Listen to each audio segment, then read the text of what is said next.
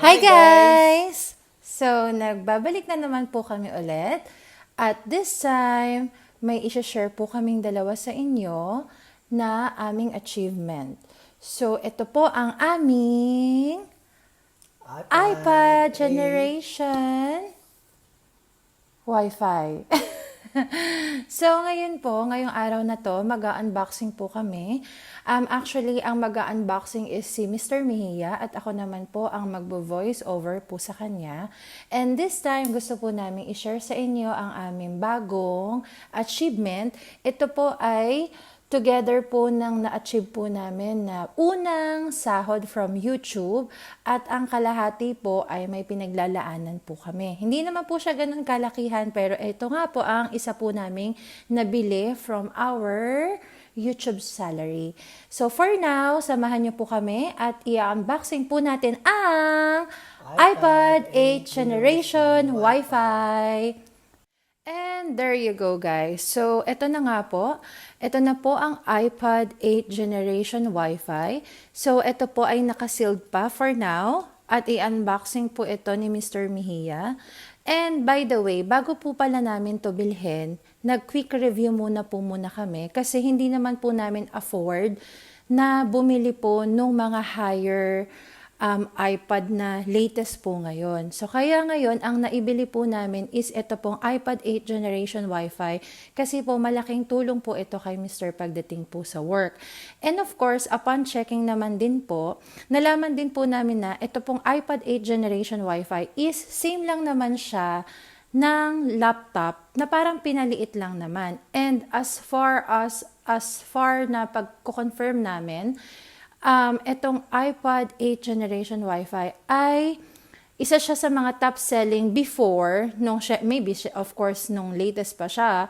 But then, ito ay 3 times faster than top selling Android tablets and up to 6 times faster than top selling Chromebook. So, isa to sa mga makakatulong kay Mr. Mejia pagdating sa work pag once na magbabrowsing siya. So, simulan na po natin ang pag-unboxing ng iPad 8 Generation Wi-Fi 32GB.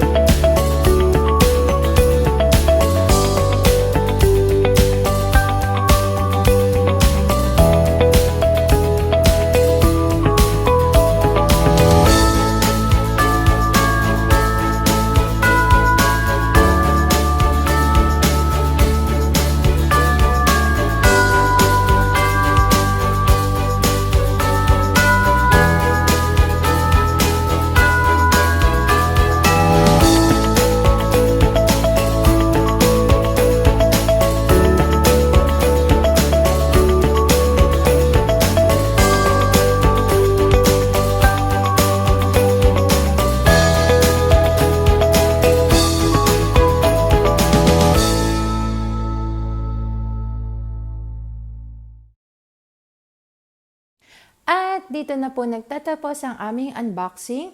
A quick recap lang po. Meron po tayo ditong charger. Meron din po ditong manual. At of course, ang 10.2 inches na iPod 8 generation. Salamat po sa lahat po na tumatangkilik sa aming video at sana po wag na wag po kayong magsasawa. Maraming salamat po sa inyo guys at kung hindi naman po dahil din sa inyo na mga nanonood po sa amin, hindi po kami makakabili or maa-achieve po ang unang sahod po namin kay YouTube. So, nagpapasalamat po kami sa inyo guys. Hanggang dito na lang po ulit.